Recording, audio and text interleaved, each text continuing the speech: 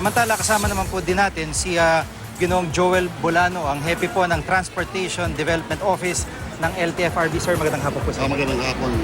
Apo. Sa ngayon ho ay kanina may apat na hindi po kayo hindi nyo po pinayagang makabiyahe ng mga bus. Opo.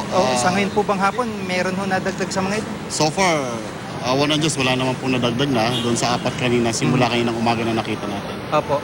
Bakit po ba sila hindi pinayagang makabiyahe? Una po, yung isa po doon sa mga bus na yun ay nakita natin yung gulong na medyo worn out na siya. Apo. At may nakita tayong medyo diferensya doon sa kanyang stud ng gulong. Delikado po yun.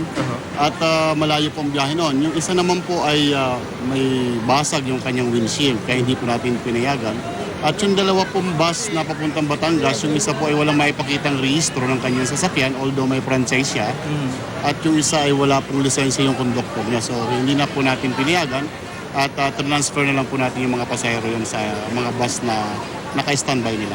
Kumpara ho nung mga nakaraang taon, masasabi ho na gaano kasinsin yung inspection po ninyo at pagtitiyak nga na ligtas yung mga biyahe ngayong taon? Mas taon-taon na po masinsinan ang ginagawa natin. Lalo na po pagka mga ganitong okasyon dahil po malalayo yung biyahe ng ating mga kababayan. Tuloy-tuloy po ang ating monitoring at saka inspection para sigurado po ang biyahe ng ating mga kababayan. Opo, hindi ho ba kinukulang yung mga bus? May karagdagan ho bang permit para makabiyahe ibang mga sasakyan po? Opo, kung napapansin po natin, tuloy-tuloy po mga pasahero na makabiyahe at mabilis po ang turnover ng ating mga bus dahil po sa mas malaki po na ibigay natin ng mga permit ngayon kumpara po sa mga nakaraan.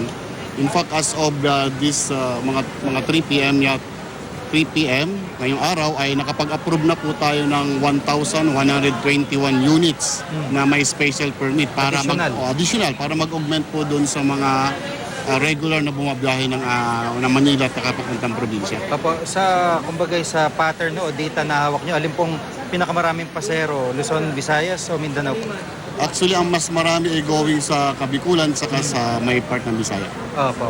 Bilang panghuli, paalala po, anong paalala niyo sa Para kababayan po po sa natin? mga kababayan natin, pinapaalala lang po namin na kailangan po sumakay po tayo doon sa mga sasakyan na may mga permit o kaya may mga prangkisa para po sigurado po yung ating biyahe. Opo, paano ho malalaman yung special permit? Kailangan nung nakapaskil? Paano po yun? Opo, yung pong may mga permit na binigyan natin, nire-require namin na yung permit ay ipaskil po doon sa mga windshield nila. Opo. Para po kahit sa kalsada ay makikita ng ating mga enforcer. At ganun din po, tulad nung in-announce ng MMDA na itong mga binigyan natin ng permit ay libre po sila sa color coding, ay sa number coding sa November 2 at 3. Doon lang po sa mga nabigyan natin ng permit. So para sigurado, ikalagay po nila sa windshield. Salamat po sa pagkakataon. Sige nung Joel Bolano ng LTFRB.